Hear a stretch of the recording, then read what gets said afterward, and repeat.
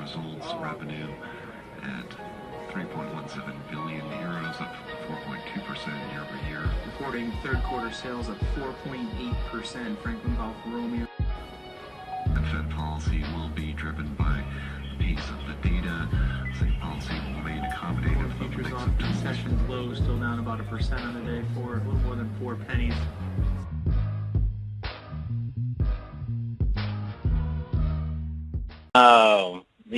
These weeklies expire, and they're exceptionally high premiums right now. So anyway, I started watching the weeklies last summer, about the time they started becoming popular, and I studied them for their individual movement in their prices, because inevitably when we get into the last week, things seem to get kind of wild with our usual underlying strategies.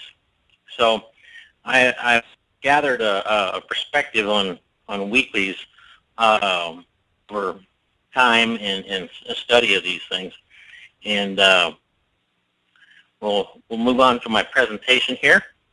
Great. Here we have this jump in about the weeklies is that, you know, we've always had weeklies if you think about it, right? When the monthly options come down to their final week, they're weeklies.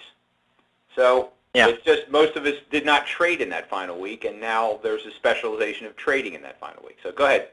Go ahead with your disclaimer.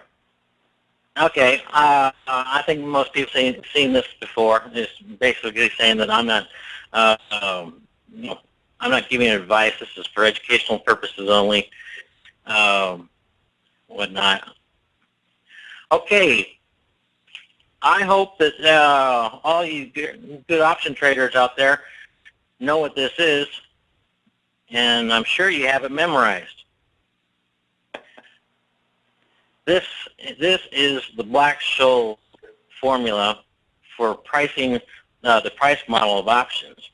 It's the formula, and this formula is like it, are used to in the analytic software that you use to value your positions.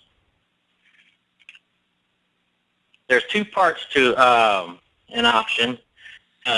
Options price is the premium is divided up in intrinsic and extrinsic value.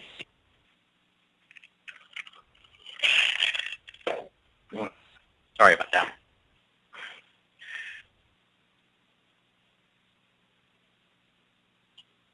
Now, intrinsic value is part of the option price that varies directly with the underlying price of the underlying price, but this only occurs for in-the-money options, because however far in the money you are, of course, that's what your intrinsic value is.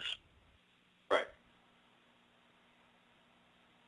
Extrinsic value of the extrinsic value of the option actually varies directly with implied volatility.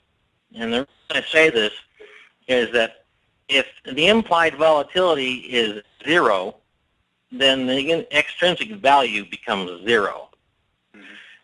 And a lot of us, we think of this as the time value, and sometimes that's not really a true statement, because essentially theta is a tool that allows us to gauge how fast or the effect of time on the implied volatility element of the equation. Right.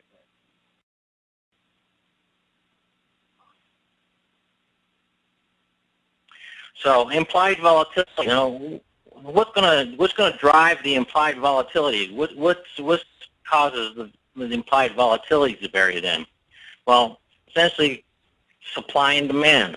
And it's the supply and demand of each individual strike that is on the options chain, because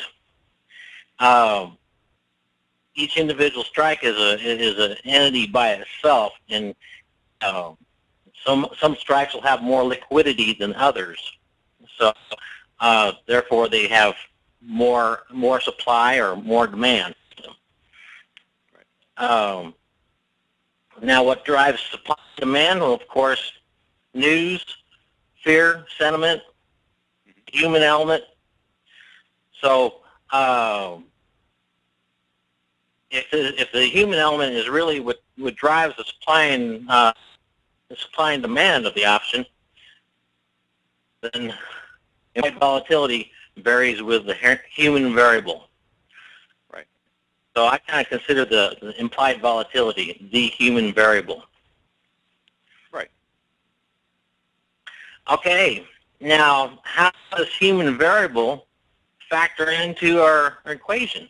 Thank you for watching this clip of our Options Tribe webinar. The rest of the recording is available on optionstribe.com.